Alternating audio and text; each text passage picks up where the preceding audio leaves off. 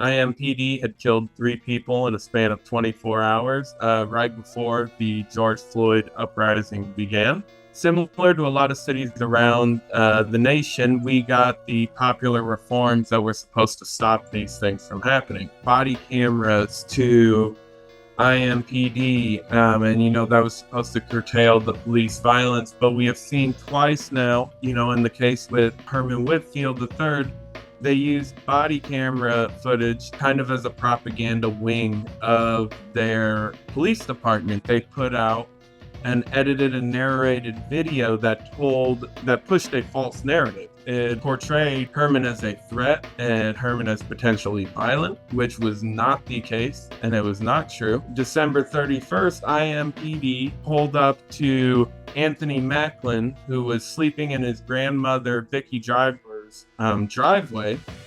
He was in a rental car because his car was in the shop. His grandmother didn't recognize it. He didn't go knock on her door because he didn't want to wake her up. It was late, so he figured he'd just sleep in the driveway.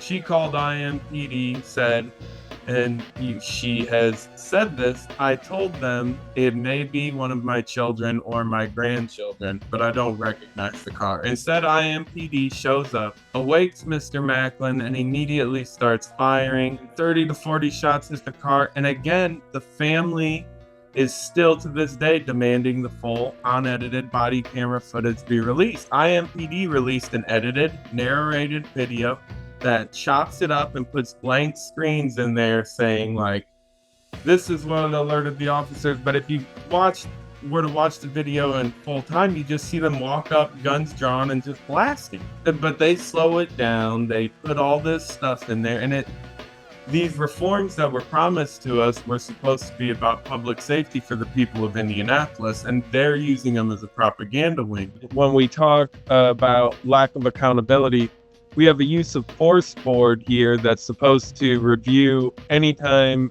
excessive force is used. So we know that the use of force board received the body camera footage that we all have of the night at the Whitfield home. One of the officers who did use force upon the parents of Herman III faced no consequences whatsoever and was not pulled off the street. And he's actually one of the officers who's charged in the shooting of Anthony Macklin that took place 8 months later. So not only is the unaccountability evident for everyone to see, it is directly getting people hurt.